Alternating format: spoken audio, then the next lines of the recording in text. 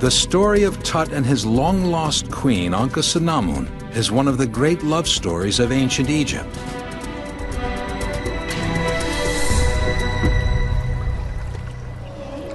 Brother and sister, they grew up together in their father's palace at Amarna. For a crown prince, incest was no taboo. On the contrary, it was believed to preserve the purity of the royal blood. Incest was practiced by ancient Egyptian royalty. Mothers married sons and brothers married sisters to keep the power and the money all in the family.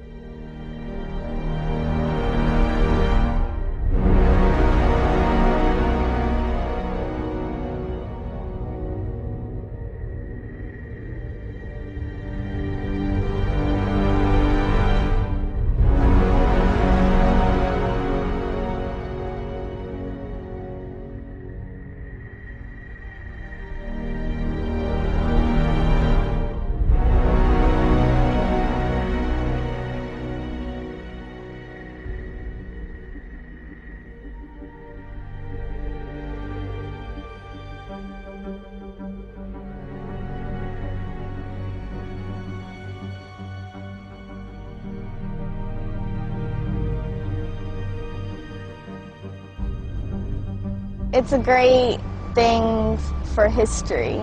George Washington, Thomas Jefferson, William Howard Taft, and President Barack Obama.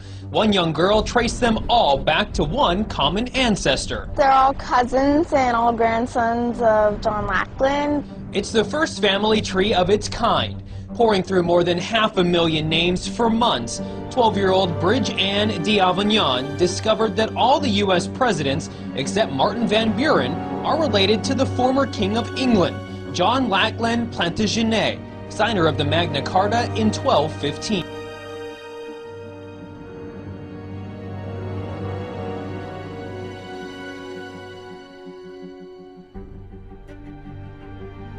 Now that we know Vice President Dick Cheney and Senator Barack Obama are distant cousins. In my book, there's a lot of genealogical research, you know, going back, Dick's family, my family, these heroic and amazing tales of people who went west. But one of the things I discovered is that Dick and Barack Obama are 8th cousins.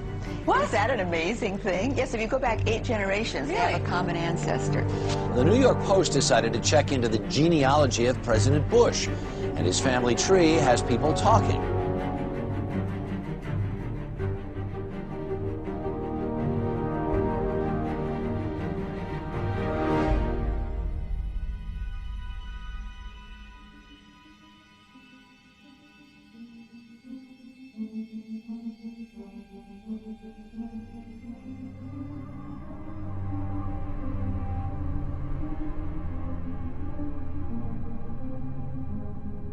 Sobering study of the signed treaties and charters between Britain and the United States exposes a shocking truth.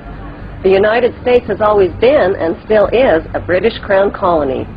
King James I was famous not for just changing the Bible into the King James Version, but for signing the First Charter of Virginia in 1606.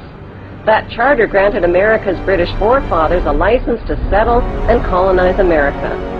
The charter also guaranteed that future kings and queens of England would have sovereign authority over all the citizens and colonized land in America stolen from the Indians.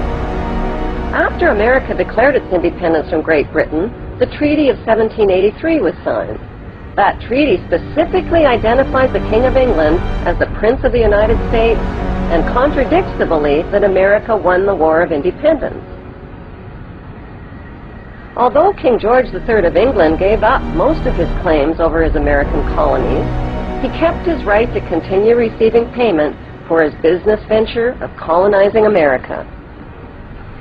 If America had really won the War of Independence, they would never have agreed to pay debts and reparations to the King of England. When Congress passed the 13th Amendment to the Constitution, the U.S. President was made subservient to the King of England. The 13th Amendment is called the Title of Nobility Amendment and forbids U.S. presidents and their officials from using royal titles like king or prince or baron. For some mysterious reason, the 13th Amendment, which was ratified in 1810, no longer appears on current copies of the Constitution. America's blood-soaked war of independence against the British bankrupted America and turned its citizens into permanent debt slaves of the king. In the War of 1812, the British torched and burned to the ground the White House and all U.S. government buildings and destroyed ratification records of the U.S. Constitution. 1 century later, a corrupt U.S. Congress committed the biggest theft in world history.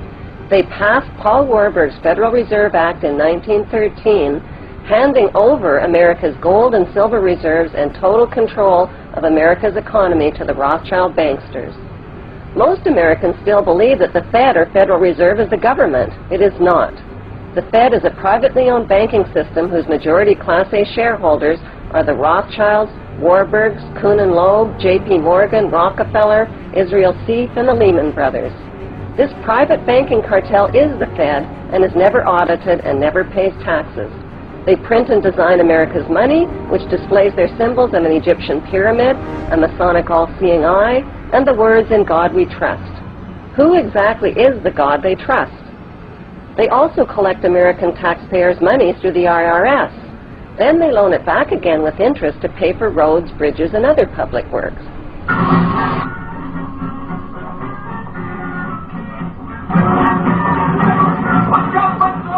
American presidents are handpicked and financed by these special interest power groups.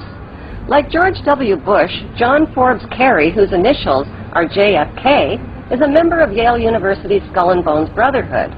The Forbes part of John Kerry's name identifies his descendancy from Captain Robert Bennett Forbes, who was a drug runner for the Rothschilds' opium drug trade with China in the 1800s. Most U.S. citizens believe that the United States is a country and that the President is the most powerful man on earth. The United States is not a country. It is a corporation, and the President is President of the Corporation of the United States. He and his elected officials work for the corporation, not for the American people. Since the United States is a corporation, who owns the corporation of the United States? Like Canada and Australia, whose leaders are prime ministers of the Queen and whose land is called Crown Land, the United States is just another crown colony.